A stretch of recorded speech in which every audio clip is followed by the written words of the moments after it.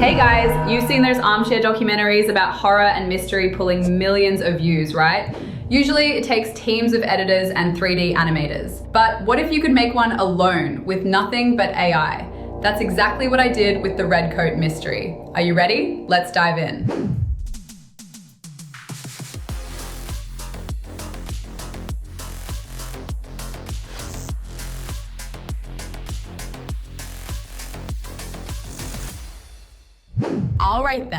All right guys, let's start our tutorial. As you can see, YouTube channels like Fern are collecting millions and millions of views on YouTube and TikTok.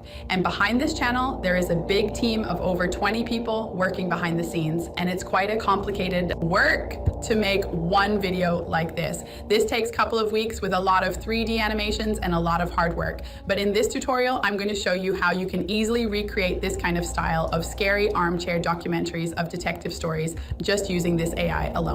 We don't need a big team. We don't even need a voiceover artist. We'll do everything with AI, starting from images, style, voice, story, and putting the all together. Let's get started. As always, we are going to start with ChatGPT, and we asked it to learn everything about Fern-like style.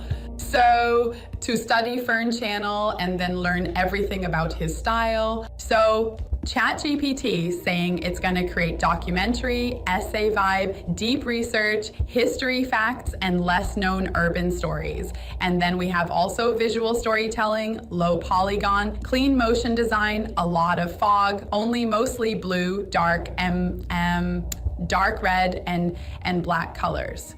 So that's the style we have. Now we are going to create a story about a mystery tent, and here you can see I asked it to create a story about Matthew, who was found in a broken tent.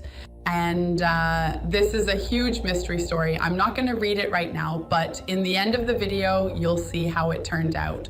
Then I'm gonna ask to add a couple of extra details and make it more suspenseful. Then I ask it to criticize and check the story and see how we can add more suspense, more chilling facts. And you see ChatGPT comes back with its own critiques and gives a lot of ideas. And I like ideas 6, 5, and 4 and going to add it to the story as well. And here is our final story ready to go.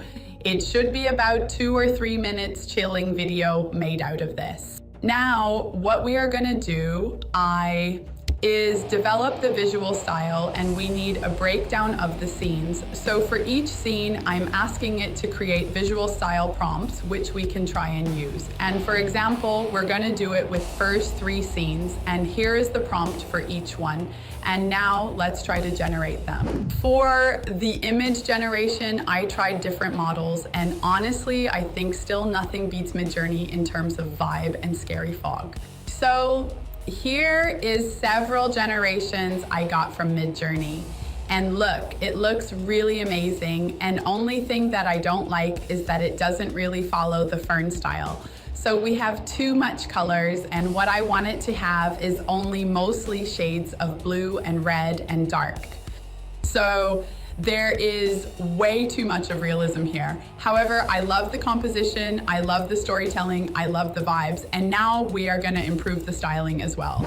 And to improve the styling, we went to Vortex Channel Agent. It's a AI agent which can do a lot of modifications to the images using the best models such as Nano Banana, Seed Dream, and many others. And I'm putting my original image as a prompt, and also I give the reference style, and I ask to restyle this image in the style of image 2 and keep the details and composition without change. And here is the result we got.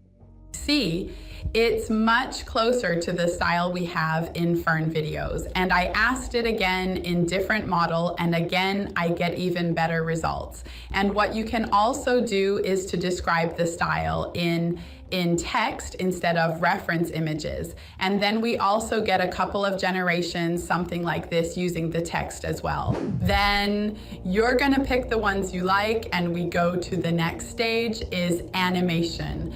For animation, we are also gonna use Vortex Generator. Just click make viral video and the prompt will be figures and objects are frozen in time, completely still. Camera slowly circles around the scene and gradually zooms in, creating an unsettling documentary style feeling. So we put our image, and for the model, the best what we have is Vortex Dance. It's a sea dance model and you can put 10 seconds duration, and then the results are pretty impressive. Something like this, very scary Fern-like animations ready to go. So you can create a lot of animations like this and prepare it. Alternatively, if you don't want to create a lot of animations because you will use a lot of credits, you can also do it in Mid-Journey and create kind of extended, very long videos. For example, like this, like walking, for example, in the woods, you can do in Mid-Journey. And it's pretty good as well for storytelling. That's just an additional trick that you can try. Finally, we need to create our documentary voiceover, and for this we go to 11 Labs. We create a clone voice and we are going to create our own original voice. And for description, you put something like a young American male in his late 20s, early 30s. Conversational, investigative, and steady tone. Engaged, thoughtful, and quite intense. And it will generate 3 variations for you. And then you get 3 voices to choose from. For example, I like this one, and then you click select voice and you are ready to create a voiceover. So now we are gonna put all our script into recording, and 11 Labs will generate the speech for us and we can save the file. So here's the voice that we made. Do you like it, guys? And finally, we can combine everything in CapCut, my editing software of choice. The most important part is, of course, adding sound design and scary sounds like camera flash, campfire burning, and jump scare effects such as metallic rises and blade whooshes. They're all free in CapCut, by the way. And no video works without epic background music. For that, we use Suno, which just released their new version 5. Truly epic if you want Hollywood-style background tracks. If you need extra sound effects like scary footsteps and breathing, you can make them directly in 11 Labs effects section. And that's pretty much it. It took me about a day to make the whole thing alone. No studio, no animators, no scriptwriters, no 3D artists. Just me, my creativity, and the power of Vortex AI. So follow along, create your own story, and don't forget to subscribe to our channels. I'll see you in the next one. And now, let's roll the final movie. Turn off the lights, take the children out of the room, and enjoy. In the fall of 2021, deep in the Roosevelt National Forest of Colorado, a young couple, Emily and Daniel Harris from Boulder, set out on what was supposed to be a quiet weekend hike. What they found in those woods has since become one of the most disturbing mysteries tied to Colorado's long history of disappearances. Near a dried-out creek bed, overgrown with aspen roots, they stumbled on a decaying tent, half buried under pine needles and snowmelt. Its canvas was shredded as if by animals, but inside were scattered, rotting belongings. An old-style camping stove, a rusted mess kit, and a small Sony Handycam. Just outside, next to a collapsed campfire pit, lay a red wool coat.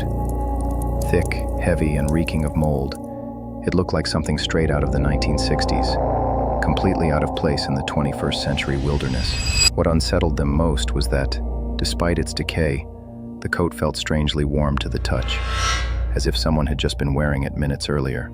At first, they assumed it was just abandoned junk, but curiosity led them to pry open the camera. Inside was a single memory card, corroded yet intact. Back at their cabin, they loaded it onto a laptop. What they saw forced them to contact authorities, though to this day no one has been able to fully explain what was captured on those final recordings. The footage belonged to Matthew Cole, a 29-year-old aspiring filmmaker from Denver, who vanished in October 2006 while documenting a solo hike through Roosevelt National Forest. His case remains one of Colorado's most baffling unsolved disappearances. Search teams found no trace, no body, no gear, not even footprints, until this card was discovered. The recovered video begins ordinarily enough. Matthew sets up camp near a ridge at 8,700 feet elevation, October 14th, 2006. He films himself cooking a simple meal of soup on the fire. Then, movement. Out of the dark tree line, 2 figures emerge. A man and a woman, middle-aged, gaunt, their skin pale and tight as if dehydrated. Their clothes look decades out of place. worn, faded hiking gear straight out of the 1960s. The woman wears the red coat. At first, Matthew greets them warmly, even offering them food and water. But the longer they sit by the fire, the stranger it becomes. Their clothes look soggy and wet, though October had been dry that year. When Matthew offers them to sit closer to the warmth, they seem to recoil, almost like wild animals afraid of the flame. Their hollow eyes stare straight through him, not at him, staring as if he weren't there at all. He offers them food again. They look starving, their bones sharp beneath their skin, yet they do not touch it. Their voices are barely audible, thin and slithering, like a snake's hiss, as if they hadn't spoken in years. Matthew notices the man's wristwatch, rusted, cracked, its hands frozen at exactly 3:14 a.m. Later, investigators would note that 3:14 a.m. was the same time the tape would capture Matthew's tent being surrounded, almost as if the watch had already known what was coming. Stranger still, they have no backpacks, no tent, not even a camera to suggest they were hikers at all. The tape runs for 20 more minutes before they stand, thank him quietly, and fade back into the woods. Later that night, Matthew leaves his camcorder running inside the tent. Around 1:13 a.m., the footage jolts awake with the sound of twigs snapping outside. Matthew's breathing grows frantic. He grabs his flashlight, unzips the tent, and steps out. The camera catches only the beam of light swinging wildly across the pines. Hello? "Who's there?" he shouts. Hello? Then the lens swings down. On the ground, just feet from the tent, lies the red coat, the same one the woman wore hours earlier. Matthew lifts it briefly. It is impossibly warm to the touch despite lying out in the freezing night air. The recording captures his muttered confusion. The tape ends minutes later. We hear slow, deliberate footsteps circling the tent, a low, almost inhuman whisper, then muffled, struggling noises, and silence. That was the last known image of Matthew Cole. His body was never recovered. The tent, camera, and red coat remained hidden for 15 years until Emily and Daniel's discovery. Even more disturbing, investigators traced the style of the clothing to a couple reported missing in the exact same forest in October 1962, Harold and Ruth Wilcox of Fort Collins. They were last seen wearing nearly identical outfits. Their case, too, was never solved. What really happened in those woods? Was it starvation, hallucination, or something much darker? Something that still roams Roosevelt National Forest 60 years later. Nobody knows. But the red coat remains in evidence storage in Boulder County, mold-stained, weather-worn, and radiating the same unanswered question: who, or what, was really sitting by Matthew's fire that night?